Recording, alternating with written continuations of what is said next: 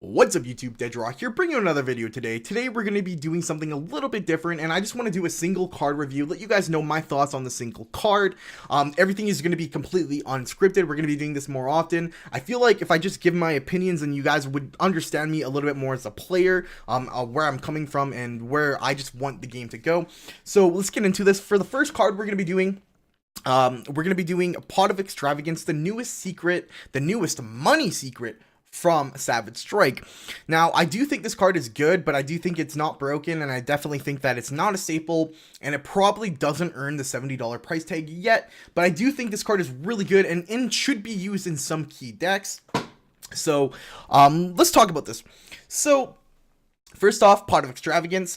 At the start of your main phase 1, so first thing I want to say here is this is already a really good restriction. So you're not going to be able to use this card if you're drawing it later off in your turn. You're going to have to wait till next turn to resolve this card, since you have to activate it at the start of the main phase 1. This also already makes it so it's a hard once per turn. I think this is really good card design. And that's because like decks like Danger and stuff like that that try to extend, they're not going to be able to utilize this card that great, because you have to use it at the start of your main phase 1. Plus you have to banish stuff from your extra deck, so this is just a really good hefty price for this this card, honestly, in my opinion. And then it says banish 3 or 6 face down cards from your extra deck. So the really cool thing about that is, if you are running out of resources in your extra deck, or you don't want to take the risk, you can just make this pretty much an upstart goblin. It's pretty useful if it comes down to it. It doesn't really come up too much, so that's not really something you're gonna have to worry about, but I definitely think that it is something really cool. You banish them face down, and then you draw 1 card for every 3 cards banished. So obviously it's like Pot of Greed, but better, like Pot of Desires, but better because you're not losing cards from your main deck.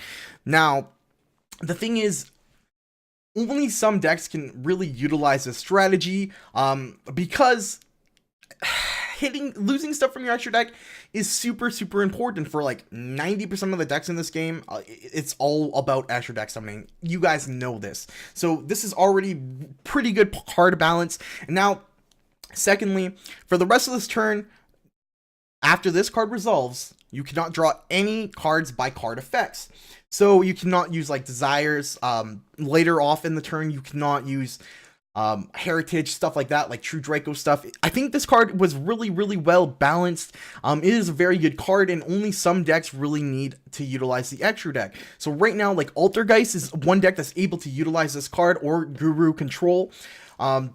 As well as actually Trickstars can actually utilize this card. A lot of people don't know that Trickstars can run this card. Trickstars don't rely a whole lot on the extra deck, especially with Carabine now in the game. You're able to search something that beats up your monsters to such a high attack, it doesn't really matter that you need to make extra deck cards. Scapegoat got limited to 1, so you might as well just cut Scapegoat in completely. Play random stuff in your extra deck so you can utilize this card and get a little bit more draw power. I definitely think it's better than Desires and Trickstar, because you cannot banish Lilybell, and Lilybell is extremely important to the Trickstar game plan, in my opinion. So that's just, you know, don't take, I'm only top 3 regionals with Trickstar, so don't take anything away from, I don't know anything about that deck, right? I'm just a Sky Striker player. But no, I'm just kidding, guys. I definitely think this card is really good, but I don't think it deserves the $70 price tag it has on it right now, because it's not a staple. It can't be used in as many decks as you want. Yu-Gi-Oh! Has really become heavily focused on the extra deck strategy, and this really hurts that, and it has just so many restrictions. I think this card should be about $40 to $50, so about a little bit less. I don't think it should be anything less than that. I do think it's a good enough card to maintain the $40, $50 price tag, but I don't think it's a good enough card that it should be $70. It's just not using enough things, guys. That's my opinion on it. It's not like Impermanence or something like that that's completely generic. It's something that cannot be used in any deck. It's only specific to certain decks. All right, guys. So that's my opinion on Pot of Extravagance. Like I said, this card is good. It doesn't seem to be helping out too much in the meta right now, to be 100% honest. If you guys saw YCS, Chicago had no Altergeist in the top, which is this deck, but Guru was in the top. I think they were playing this, so that is one thing. Anyway, guys, please comment, like, subscribe. Thank you guys so much for watching, and we will see you guys later.